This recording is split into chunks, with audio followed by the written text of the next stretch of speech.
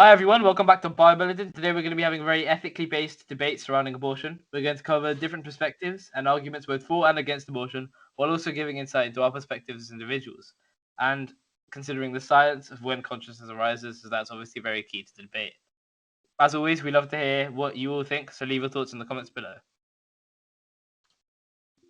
So, an abortion is the medical process of ending a pregnancy. And the pregnancy can be ended either by a medical abortion, which is taking medication, or a surgical abortion, which involves a small operation.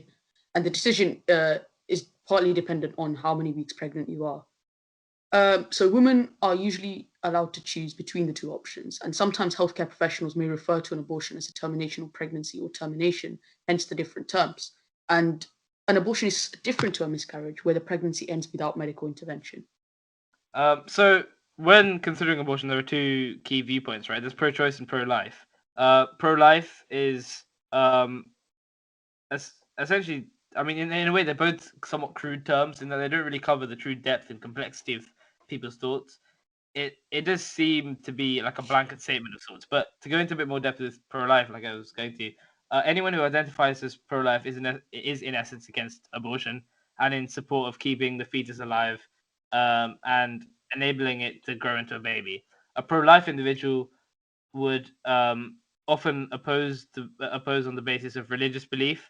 However, as with anything, people can have a variety of reasons for why they're against something, whether that be religious, moral, or personal.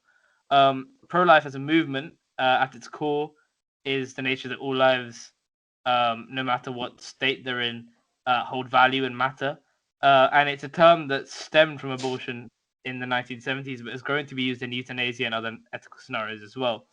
The belief that all human life is created equal, regardless of size, level of development, education, degree, of dependency on other life, is all kind of um, involved. So they believe that no matter what your status, any of the things I mentioned, your life is valuable and you should be kept alive. Therefore, taking the life of a preborn baby is a Yeah, violation of the fundamental right to life. Does anyone know more about pro-choice? I will look at pro-choice. Essentially, being pro-choice means that someone can be personally opposed to abortion or feel uncomfortable with it, but would not try it at someone's moral, personal, or religious views onto women. So, for example, by trying to get women to change their minds, seeking laws that reduce or restrict women's access to abortions, or judging women for their decisions. So, more of a social acceptancy. Yeah, and I think people are quite split between pro-life and pro-choice, and therefore this opens up a large ethical debate about abortion. So that's where the main debate stems from. And different governments have different stances, taking in both religious and utilitarian views in their decision of its legality. So abortions can take place in the first 24 weeks of pregnancy in England, Scotland, and Wales. However, they have to be approved by two doctors, and they must agree having the baby would pose a greater risk to the physical or mental health of the woman than termination. So abortions were illegal before the introduction of the 1967 Abortion Act, which initially allowed them to take place up to 28 weeks, and this was reduced to 24 weeks in 1990. So the three main criteria for having an abortion after 24 weeks are: the woman's life is in danger, there is a severe fetal abnormality, and the woman is at risk of a grave physical or mental injury. And since 2018, women in England have been allowed to take the second of the two early abortion pills at home, which is part of medical abortion rather than in a clinic. And this brings it in line with the rules of Scotland and Wales. So doctors play a big role in England with regards to taking the decision of an abortion. So I think the four medical pillars, ethic pillars, should also be taken into account, right? Yeah, for sure. They should definitely be taken into account. They are, of course, just to state them for anyone who doesn't know: autonomy, beneficence, non-maleficence, and justice. And quickly on, so for justice, there's two: pro-life and pro-choice. So pro-choice would state that if the woman continues the pregnancy but is not able to care for the child after its birth, then the state will take on the cost of care for the child. So in a time of limited resources, it could be argued, even if it feels somewhat crude, that it would cost more. It would be more cost effective to perform the abortion. Abortion also allows for women to have gender equality. Pro-life would mean that abortions cost more than general pregnancy prevention methods such as contraceptive pills or condoms, and the easy availability of an abortion could encourage people to be less careful with their contraception and therefore could take more money from the limited pool of finances. Also, there's a short bit on beneficence, and pro-choice would state that pregnancy comes with the risk of serious health issues, including death, and therefore ending the pregnancy lowers the risk to the woman. But then again, pro-life, you could also say that not performing the abortion clearly benefits the fetus. So for both justice and beneficence, there's both pro-life and pro-choice. And those two medical pillars don't necessarily give us as much insight into what doctors should do. So what about the other two? Yeah, I was just going to say, with regards autonomy and non-maleficence. So autonomy, as we've mentioned in a few previous podcasts, is defined as the right to self-governance, and in a more medical sense, the right to choose your own treatment, so long as it's suitable and not like something that's not suitable for your condition at all. But I think it's fairly obvious to a certain degree to argue that the only way to support autonomy in the case of aborting a fetus is to enable the mother to choose. As long as the mother has been made aware of the consequences of her actions, the outcome, the process, and is fully aware of everything that's going to happen with regards to the process, what's going to happen to the baby, then in accordance with the medical ethics pillar for autonomy, the individual, and in this case the mother, should be legally allowed to have an abortion. And thus, if we're to fulfill the pillar of autonomy, we must be pro-choice. The autonomy argument is situated around the woman's right of autonomy over her body, and many go on to argue that abortion may be maybe that to make abortion illegal would essentially again subject women's rights in a way that it naturally places women by accident of their biology in a permanently and irrevocably subordinate position to men, and that would obviously be because men would have more autonomy in such situations. Some counter the argument of autonomy using autonomy itself, saying that the fetus never had a choice about being aborted. Like I said, this argument situated around the autonomy of the autonomy of the woman over her own body. But what we don't take into account is the potential autonomy of the fetus, and this enters a conversation of when bodily autonomy is capable and applicable, and thus when consciousness arises in a fetus. So a fetus without consciousness is to a degree just a cluster of complex cells. Whereas once consciousness has begun, this begins to kind of that's like the starting point of life, after which abortion is essentially murder, but we'll touch on that more later. Fundamentally, to enable true autonomy, we must allow abortion and be pro-choice. On the other hand, some people use the medical ethics pillar of non-maleficence to argue that if it is right that a doctor must not cause harm to any patient or living being, it is his or her, the doctor's obligation to do so from a medical standpoint. Then to abort a living fetus is wrong entirely and in violation of the pillar, because obviously if we as doctors are consciously inflicting life-ending treatment on a fetus, that is causing knowing pain and knowing suffering to our what can be considered our patient. The theory is that if an individual in position of power is inflicting harm knowingly on a living fetus, then they're going against the pillar of non-maleficence. It's crucial in other aspects of medicine, in treating and inflicting pain on your patient in other types of surgeries and a variety of different treatments. As obviously in any other context, it can easily be considered wrong. But it kind of comes down to a situational based thing again, and situational ethics about it's quite heavily to do with the situation. So Ashish mentioned to do with how a mother could be in a life threatening condition. But yeah, I think that's the main bit I found. You guys touched a little bit on ethics. We'll go on to more about the religious point in a bit. I feel like there's another very big prominent argument when it comes to the abortion topic, and it's when it's about consciousness arises in the fetus, like you said, Kanishka. So just a little bit about it. Some people say that the fetus has the right to life because it is a potential human being.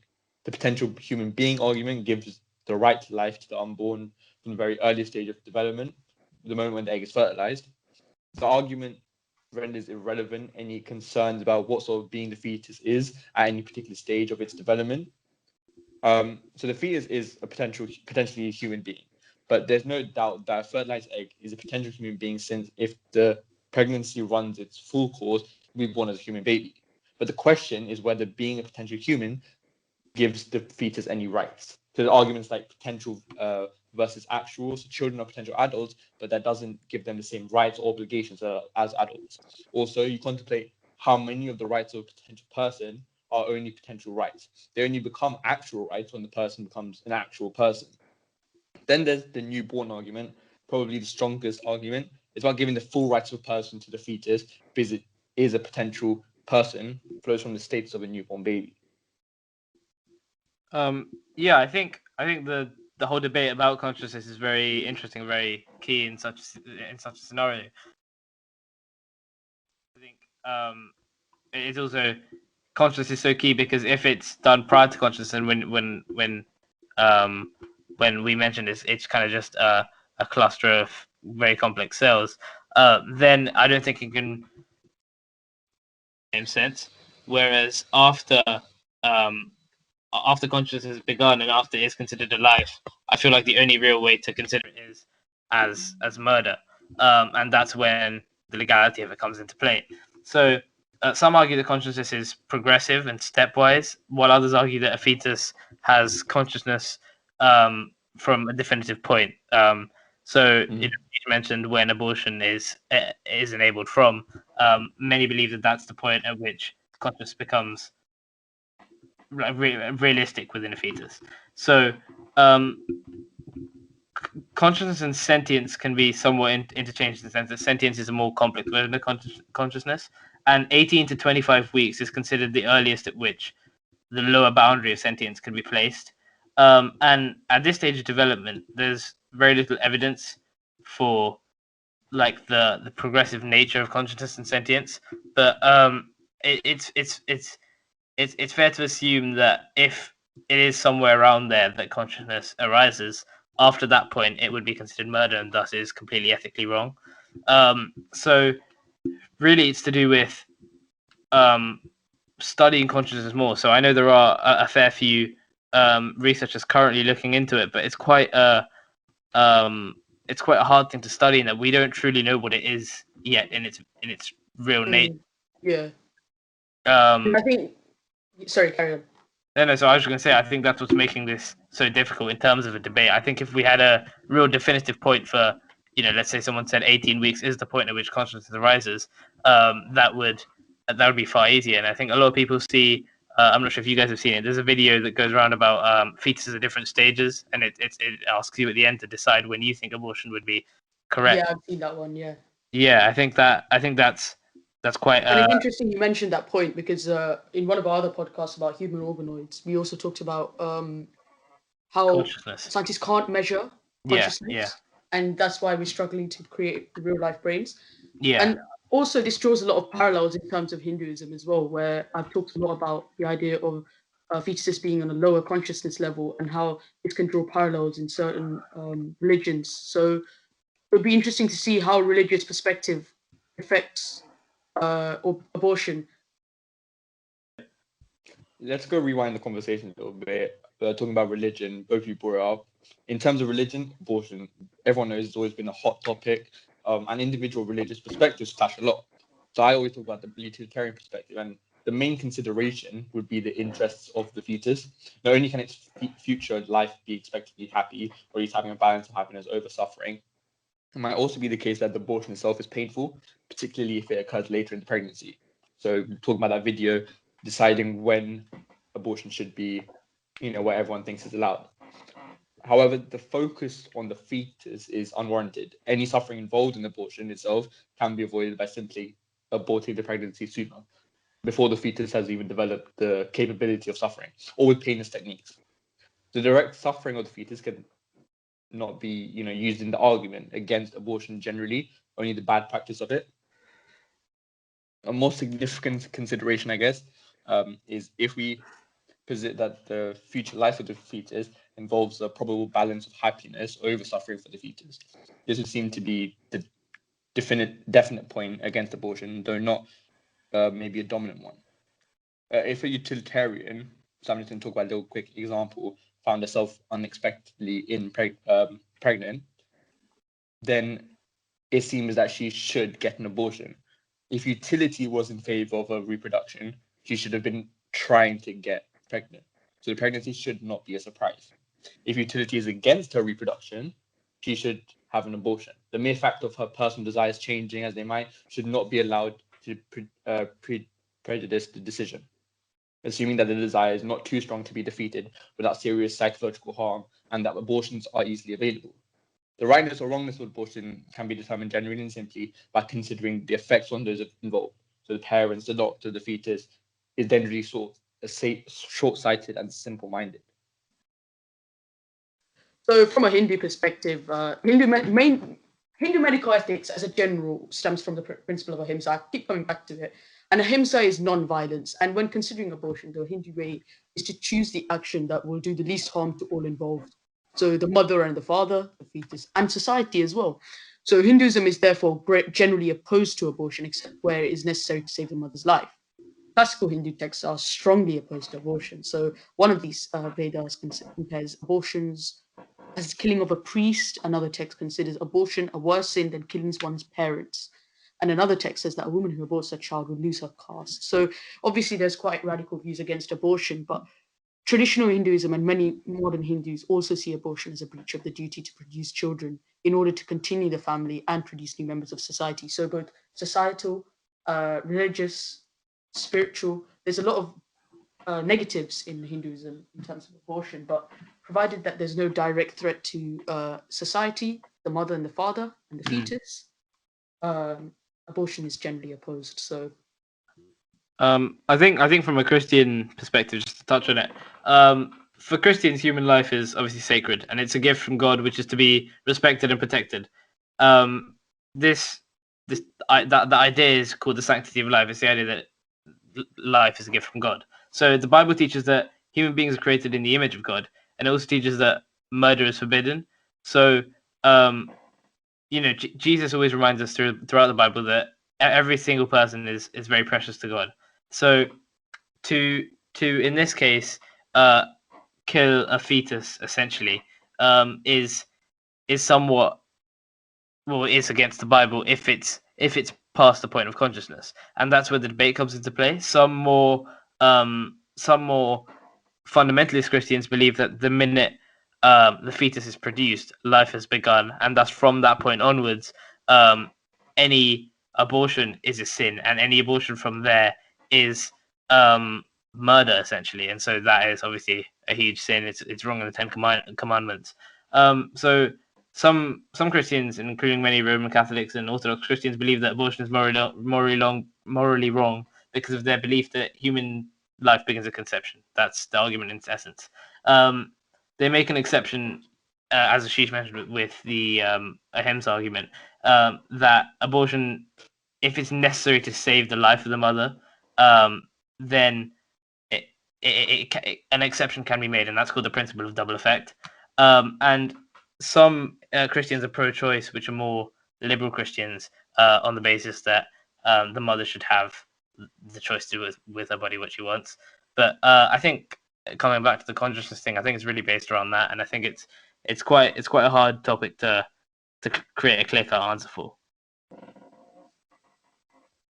I would agree with that, and I mean, it's even harder when you have contrasting views in terms of medical ethics pillars as well as religion, and that's what makes this such a tough ethical minefield in essence. And yeah, I think it is really hard to have a certain stance on this, because there's so many reasons you could be correct and there's so many reasons you could be wrong as well. So as you mentioned those stats, I agree with the fact, but I don't think it's a bit prudent to make assumptions about how many years it would take for someone to change the legality of abortion when it's such an ethical minefield and we're nowhere near coming to a nearby conclusion. Wouldn't you think it's better and more accurate in hindsight to wait till we can measure consciousness? I think consciousness is not going to be measured. It's all like the whole debate that we're talking about today, it's all opinionated, it's all subjective. We understand, okay, the suffering perspective. So the mother will suffer, or the doctors will suffer, or the fetus itself will suffer, whether we identify it feels as is old enough to feel the suffering. It's all opinionated. It's not about coming to an agreement. It's just about, is it allowed or is it not allowed? Do the pros outweigh the cons? I don't feel like the idea of consciousness, it has to be a universal consciousness. It's just that, okay, you identify this is why abortion is a problem, why it shouldn't be permitted, but how we understand the situations where people are vulnerable, and abortion seems like the only way to excuse yourself. Yeah. I mean, to give my opinion, I think it's a very, like you mentioned, it's a very difficult topic in the sense that it is so opinionated and it is so subjective. I think some of that subjectivity will decrease when we do have a point of like definite consciousness, or when we know more about consciousness, which will inevitably be somewhat soon and definitely in the future. I think generally speaking, it's from a religious perspective, it can be seen as wrong in the sense that we are going against life that God has given us, and causing harm to other people and other life on Earth, which is also God given. I think from a utilitarian perspective and from a medical ethics perspective, it's heavily situational based. I think obviously loss of life should be avoided at all cost, but if the mother's life were to be at risk, and an abortion is the only way to save it, I think in that kind of situation, utilitarian or indeed anyone arguing from the perspective of medical ethics would have to argue that generally it would be okay. I think equally Christianity and Hinduism do follow that train of thought in that it's very situational based, like I mentioned. So I think situational ethics should definitely be considered, and I think for sure. Yeah, and I think with more research about consciousness and a more detailed idea of how different situations can affect the idea of having an abortion, I think that's what we need to do to progress, really. I think inevitably we can all accept the fact abortion is permitted virtually on request. That's what it's going to come to at any time between implantation and viability. I think that's where it's going to come to. Yeah. Thanks for listening to today's podcast on abortion. It's an ethical minefield with many conflicting religious and legal views. Please make sure you like the video and subscribe to support our channel. And please make sure you also follow our Instagram and Twitter handle for fun facts, news about upcoming podcasts, and more. Thank you, guys. Thank you.